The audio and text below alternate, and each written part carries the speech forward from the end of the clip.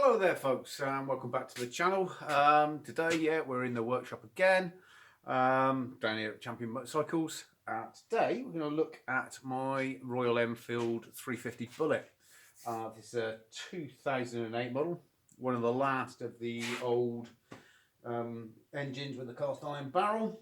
This winter she's taken a bit of a battering and I fancy doing a bit of a change. Now the 850 Commando's on the road and I'm using that more regularly. This one's, I've decided to go for a lightweight trial sort of style.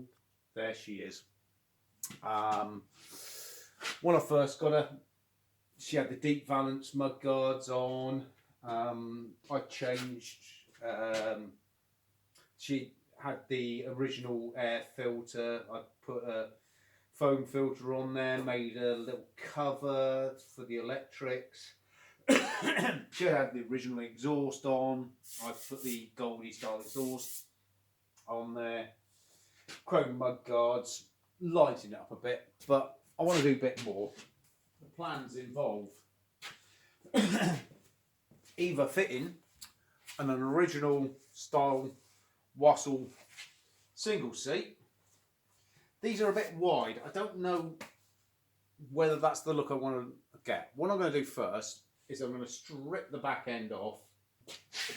Also, all the wrapping of this. I bought this little rack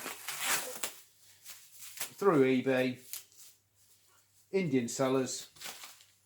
That goes from these shock mounts. I assume it goes from these shock mounts, and it's got a mounting in here, which, as far as I remember, under here there isn't any mountains. So I'm going to be amused to see how I actually fix that in place, because I want a solo seat with the rack so it's useful for carrying bits and pieces. Like I say, slimming down the back end. Okay, now as you can see, we've got the back end stripped off the bike.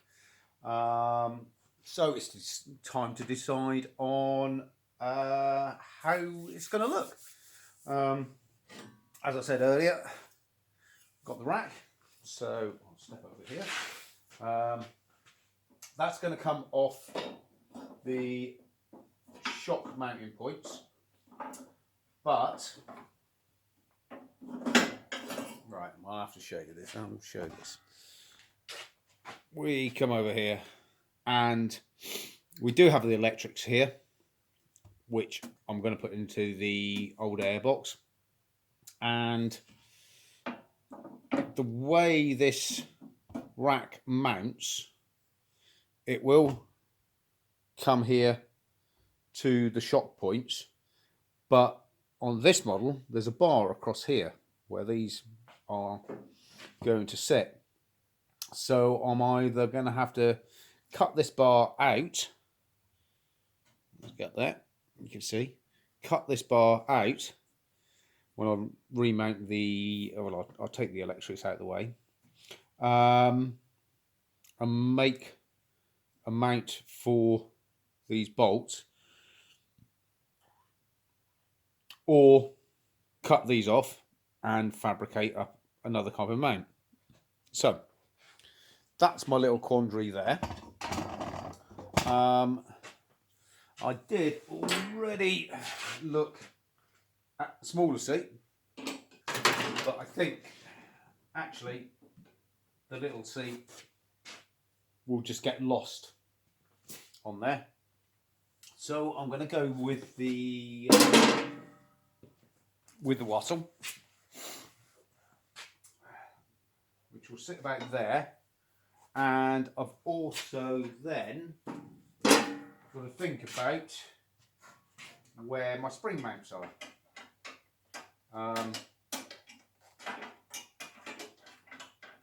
So what I need to do first is, many years ago I was swapping seats around and I actually, whether you can see it just here, I actually cut the lug off for the solo seat. But me being me, never throwing anything away, I've kept it, and it's on a shelf in the welding bay. Okay, so I'm going to quickly run through what I've done with the seat.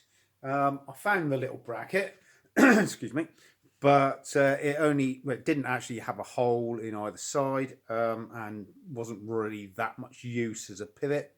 Possibly put something in there. So, forget that one.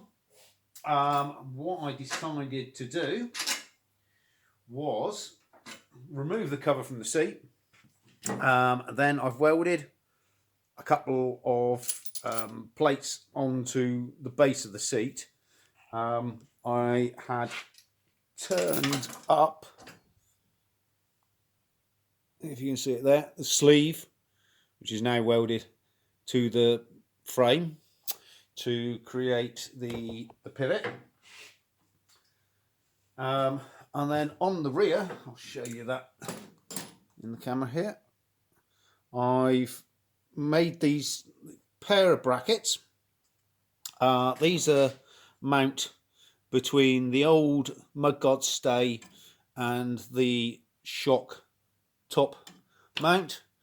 That way. These bolts through the bottom of the springs are quite fiddly, but basically the seat will go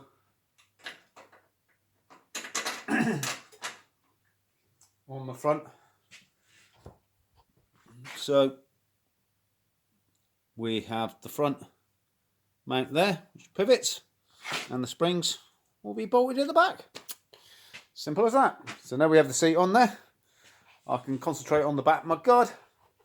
As you see in the background, the tyres are now in. These are quite nice. Gone for quite a chunky look. Not full knobblies. So, as quite happens on these sort of projects, you take 2 steps forward and 1 step back. The mounting of the seat went great. The rack, after I'd welded these brackets on, I looked at it and I thought, it's not that much clearance. By the time I start putting the mudguard in, I've checked the specs. It's actually 80mm of travel.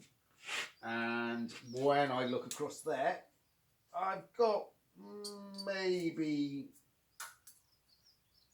85mm. So I should, in theory, have a 5mm clearance. But obviously I'm going to want bolts going through there. And the other thing is, I am going to fit a slightly fatter tyre. So until I get those on there, until I get the tyre on there, I'm not going to know exactly where I lie. Also, I'm thinking, make this a little bit higher. So I thought, how shall I do that? Chopping, changing. Basically, I'm going to end up making little pillars here. I'll show you where it is at the moment. At the moment, yeah, we've got the old studs that normally hold the seat in place. I'm actually going to take these studs out, make a spacer up. So spacers that bring this up about another 20mm, 3/4 of an inch. And that should give me enough rise here to clear the tyre. It means cutting these brackets off again, but that's the beauty of metal. You can cut and weld them again. I might even make these mounting brackets another set myself. The finish on the stuff from India wasn't brilliant. So I'm going to start doing that and do a couple of little jobs. Thank you folks for watching my channel, and if you've enjoyed this video, hit the like button below. Remember, it's always good to share, and don't forget to subscribe to my channel. And we'll see you next time at Champion Motorcycles.